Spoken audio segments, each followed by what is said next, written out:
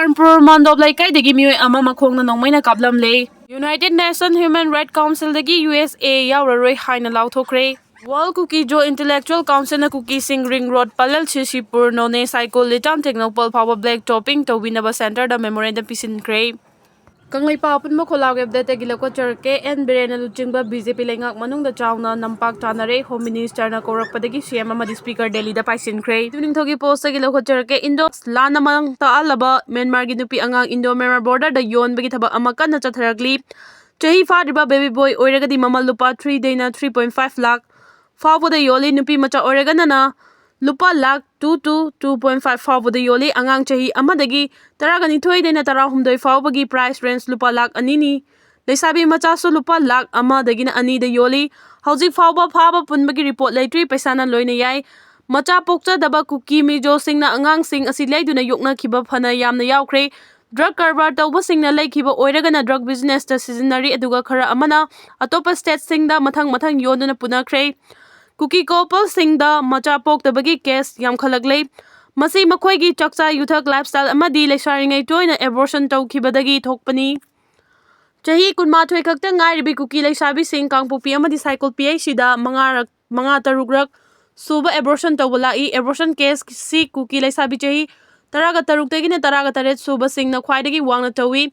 toina abortion tawradi nupigi cervix amadi uterus ta soklai pregnant oiraba fawa angang kaiba tha sudana angang pokpa Angang sibagi risks 50 to 75% lay.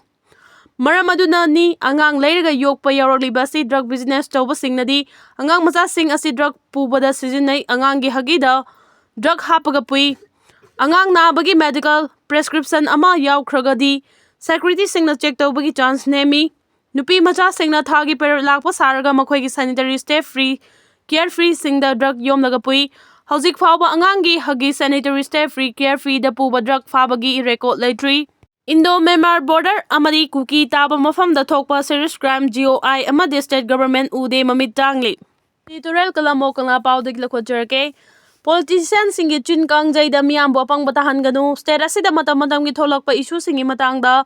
Politician sing na hunangang na bagi chin kangjay chathana duna amada maral sina duna ngangna saknari basing Micham miyam na tabada achum mangak to oiraboi lawi adubu ngangna saknari basing aduda kanana lali karamana chumi haibadudi politics ki maramda nainari ba akhang ahising na dikhangi adubu hunari ba duda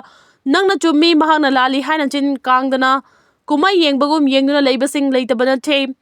ahal naman singi pawroda hunarabadi leitum wate haiba wafam leitabana te amaromda saji nangi narobu sangai aina karigi khangloi haiba pawrosu leitabana te masigi wahan thokti Lemin Jamina duna laiba thabak khuding uba ikhang khangi haibani Manipur da tholiba thawdo wathok sing asi mataw karamna amadi karigidamak tholakhibano haibasigi maram khanglabasu madugi waroisin laingangna purangna bhona bagi mahut asoibadu kupsenduna thambagi chatnabi leibadagi madugi chaitheng miyam da mayokna hali wathok aduna leiba wathok oiralaba matamda lengak longi thaugai pangba singna asoibasing adu makhoigi matamda fagadra khanbadagi paikhaluba thabak adu fataba oirakhibani asoibadu makha tana lengak lon Pairakhiba singna wathok ohendana ba hotna minasi haiba ngamdaba amadi asoiba du kupsenduna thambagi chatna bina maram oiraga matam sangna narba kanba ngamlaroi daba lainana narba mioi amagi fibam oirakpa yaudaba nate lengak haibasi mathang chathaba continuation ni mamangda leikhiba lengak na miyamgi yaifana ba tawramba project scheme na chingba semgat sagatpagi thabak sing loisinba ngamdana thamlamkhiba sing adu matungda lakpa lengak na loisinna ba hotna ba haibasi tangai fadana tawdraba yadraba thabakni Adubu anawba lainga aduna mamangda loisindana thamlamkhiba thabak thoramsing adu loisinduna miyamda khusinaba matamda mamangi laingak lon pairam basingna makhoina hana tawrambani loisinba ngamdana thamlakhibadagi anawba laingakna loisinbani haina thangatpagi mahutta aikhoina tawramkhiba thabak adu makhoina paikhatpa thabak oina utpani haiba hanthaba thaki politics ta thaba tarabadi semgat sagatpagi thabakta khumang chausilhanba ngamdana bagi maram oirakani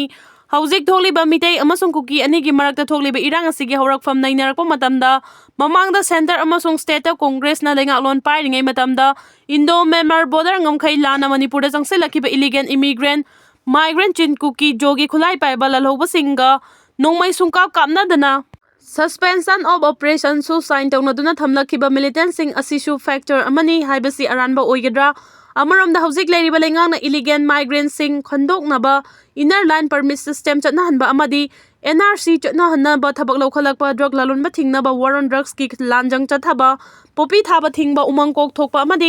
अनौबा खोलसिंग सेमगतपा थिंगनबा लौखटपा खोंथांगसिंगदगी लाल हौरखिबसी लाली हाइना लौगद्रा लेबा असिना मनिंग तंबा फंगलखिबा मतमदगी कांग्रेसना लिसांगसिना लेंगांगलोन पाइरखिबदा लेंगाकपसिंगना इंग 1949 दा निंगथौपानबा मनिंग तंबा लेबा ओइरखिबा मणिपुर लौसेनखिबनी मनिंग तंबा मणिपुर ना मिटोप चंगलकपा check तौनबा चटनरंबा inner line permit नत्रगा